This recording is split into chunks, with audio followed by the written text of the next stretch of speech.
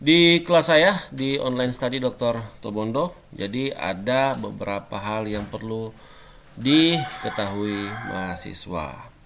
Pertama itu menyangkut pertemuan. Nah, jumlah pertemuan untuk daring di masing-masing akun online study setiap mahasiswa terdiri dari 8 sesi atau 8 pertemuan, dan setiap pertemuan ada materinya.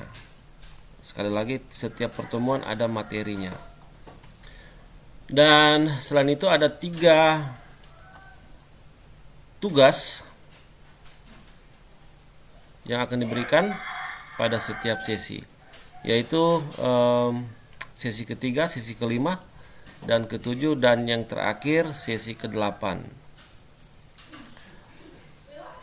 Nah, mengenai tugas umumnya dikategorikan menjadi 2 bagian. Yang pertama itu tugas diskusi. Kita tahu kalau tugas diskusi artinya teman-teman harus berdiskusi, menjalin diskusi dengan siapa saja, baik dilakukan secara daring ataupun dilakukan secara fisik. Apa yang dijadikan bahan diskusi? Ya, berkaitan dengan pokok-pokok pertanyaan atau materi-materi tugas. Dan seperti yang teman-teman ketahui bahwa diskusi itu berbeda dengan kita menyajikan materi presentasi di kelas, berbeda, di mana teman-teman mahasiswa harus bisa merangkai atau bisa menggunakan bahasa yang ya sehari-hari lah, seperti kita bercakap-cakap dengan teman kita atau mungkin anggota keluarga atau mungkin internal keluarga kita atau mungkin dengan rekan kerja dan sebagainya. Dan teman-teman ingin bertanya atau mengajak mereka berdiskusi sehubungan dengan materi yang sudah saya sampaikan. Materi yang saya sampaikan itu maksudnya adalah materi yang menjadi tugas dari diskusi atau tugas diskusi mahasiswa. Kemudian mengenai tugas yang lain, itu tugas makalah. Kenapa dianggap itu tugas makalah? Karena ada sistematikanya itu begitu kaku. Jadi teman-teman harus membuat makalah dalam pengertian memperhatikan sistematikanya agak kaku.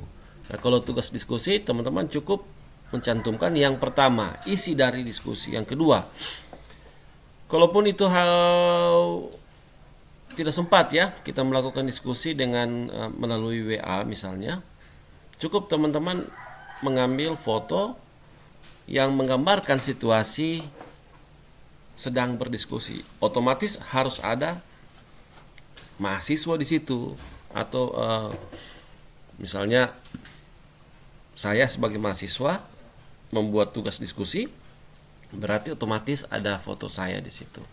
Dan uraian dari hal yang dijadikan bahan diskusi. Apa sih isi dari diskusi teman-teman? Kemudian itu dimasukkan, diatur sedemikian rupa, diedit dan dimasukkan di akun online study masing-masing. Alangkah baiknya kalau teman-teman, tidak juga dipaksakan, silakan membuat video berkaitan dengan tugas diskusi. Jadi lebih enak. Saya bisa melihatnya secara langsung juga di YouTube misalnya, atau di Facebook atau di Instagram. Saya bisa melihatnya bagaimana alur diskusi itu. Kalau seandainya memang media pembelajaran yang digunakan ialah misalnya YouTube. Kalaupun hanya mengirim salinan print screen dari aktivitas diskusi di WA ataupun merangkumnya dan menguraikannya dalam bentuk tugas diskusi, maka silakan juga disampaikan, dijabarkan berikut dengan contoh atau buktinya, bukti konkret kalau teman-teman berdiskusi, dan beberapa hal yang lainnya. Kemudian kita lanjut, kita masuk. Nah, komponen dan bobot penilaian. Yang pertama itu partisipasi. Di sini ada 2 partisipasi. Yang pertama partisipasi pasif sebesar 20%.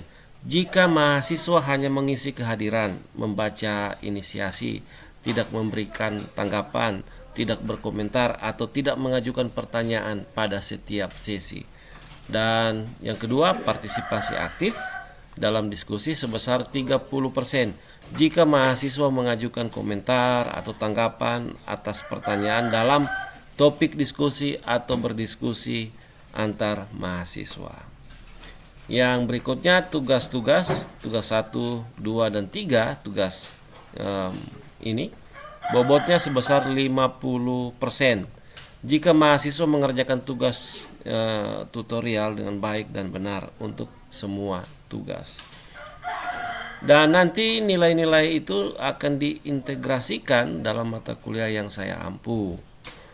Kemudian nanti kontribusinya sebesar 30%. Jika nanti minimal nilai mahasiswa